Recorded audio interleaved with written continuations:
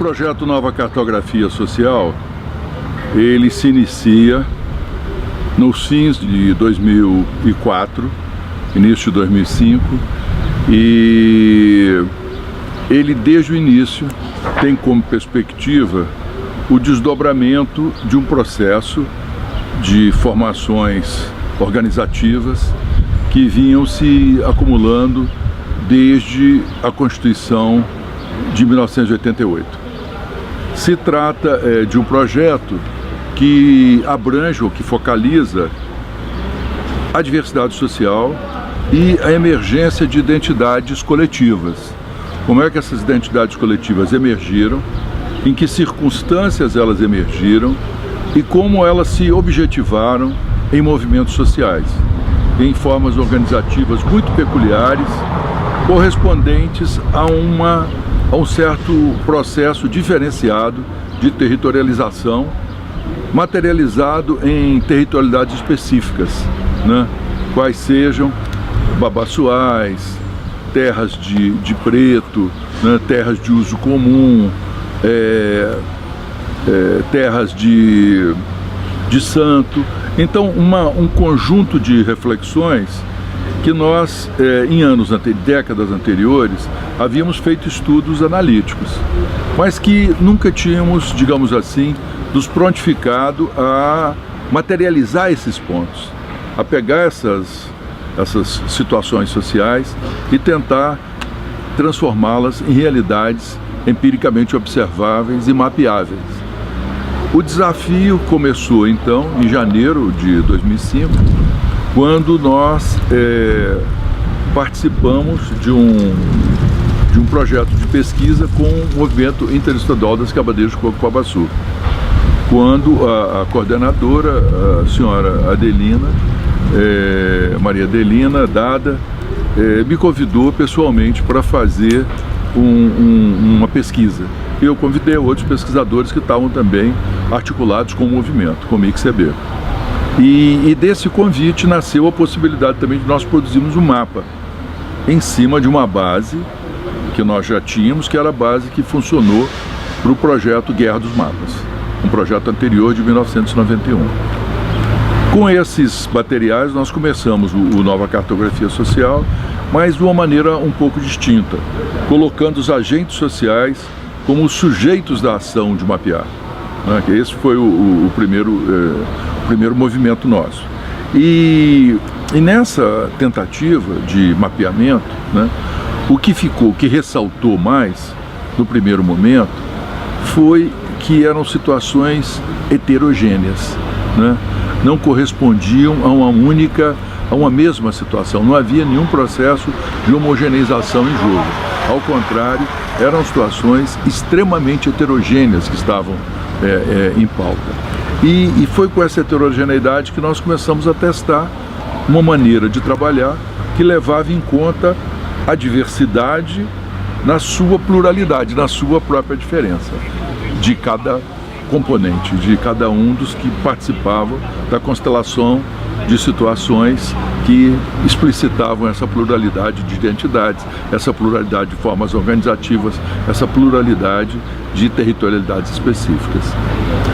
Com apoio nisso, começamos a trabalhar, foi um desdobramento bastante grande. Nós fomos nessa insistência por 2 anos a fio.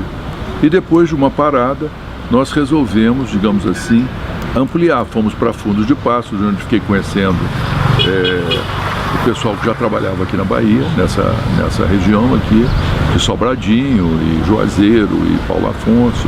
Tomei contato com essas realidades, aprendi muito com os pesquisadores que estavam desenvolvendo trabalhos aqui.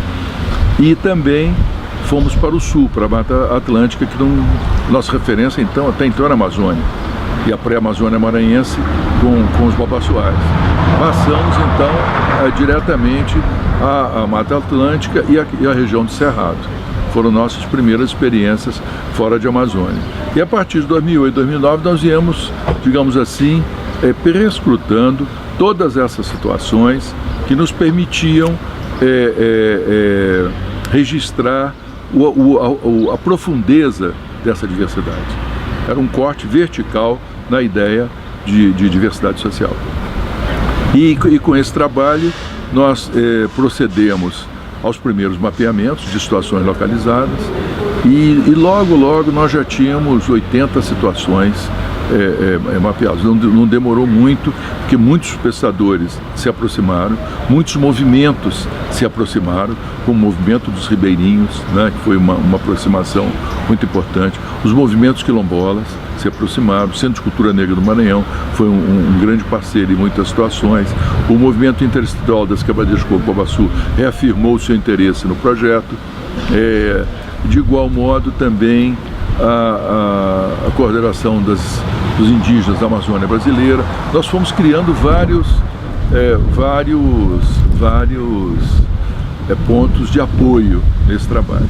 E também as arumazeiras, as mulheres trabalhavam com arumã, né, que isso aí também foi outro fator de aproximação dos extrativistas. Com base nesses dados, nós partimos para uma segunda etapa, né?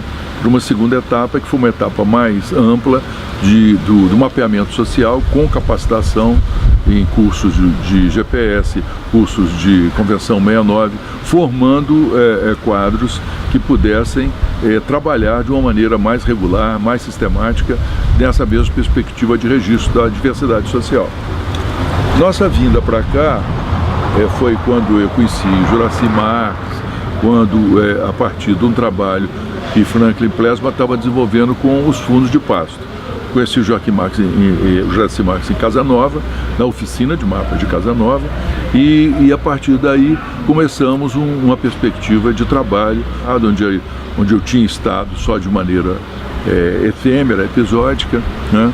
Como Petrolândia, já tinha passado da discussão de Itaparica, tinha me feito presente aqui na discussão da barragem, sempre me alinhando com os movimentos, com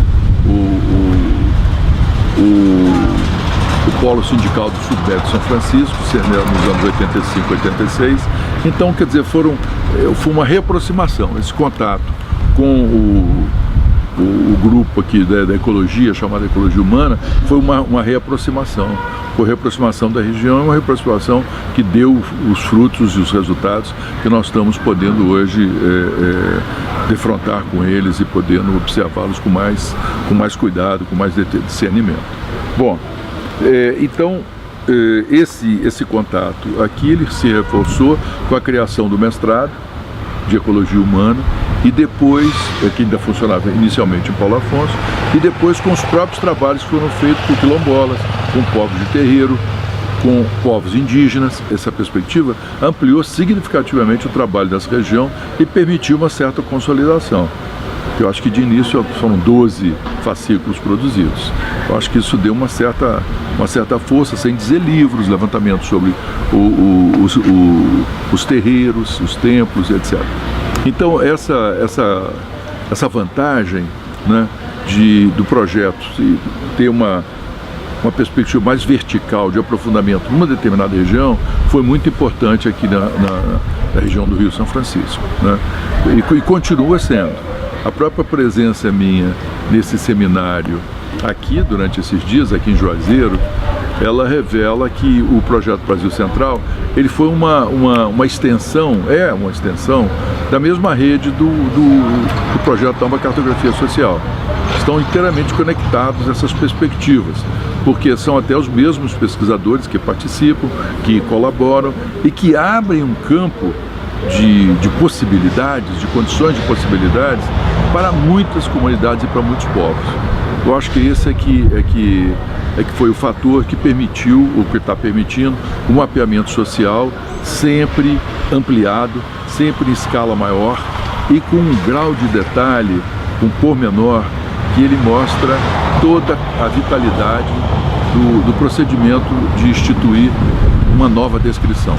Uma descrição aberta, uma descrição capaz de entender uma situação social de todos os pontos de vista possíveis, de todas as perspectivas possíveis, né?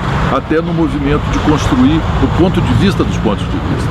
Eu acho que esse aqui é o elemento central dessa nossa possibilidade de trabalho do projeto Nova Cartografia Social aqui nessa região.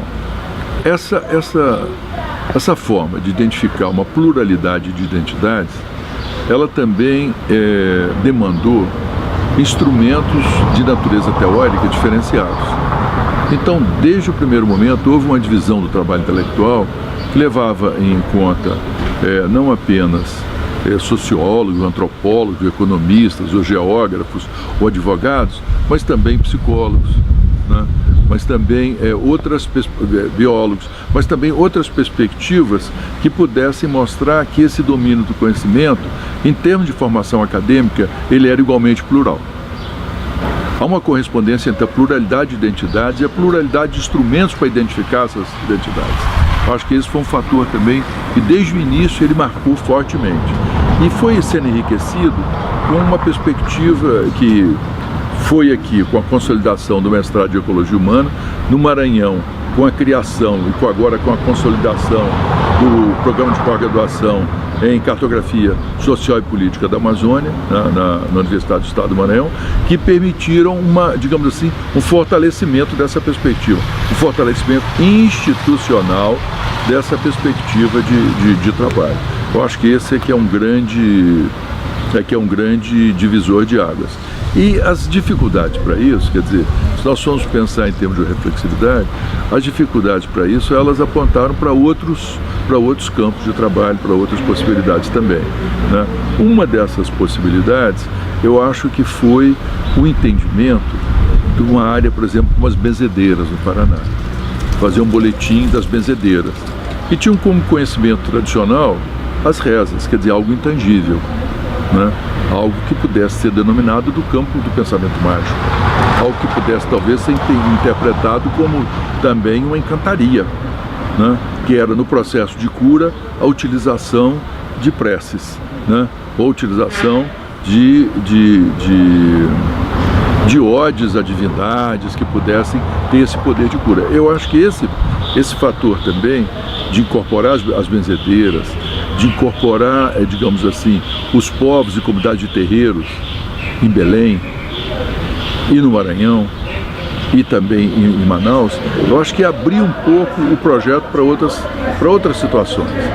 Jaguarari e aqui em Juazeiro também ocorreram mapeamentos dos povos de terreiro, de uma maneira bem detalhada. Eu penso que essa possibilidade, ela também abriu um outro campo de reflexão. A diversidade social, a pluralidade de formações acadêmicas e a pluralidade de procedimentos de abordagem dessas realidades. Acho que foi nesse conjunto de situações absolutamente plurais que emergiu a possibilidade dessa pesquisa.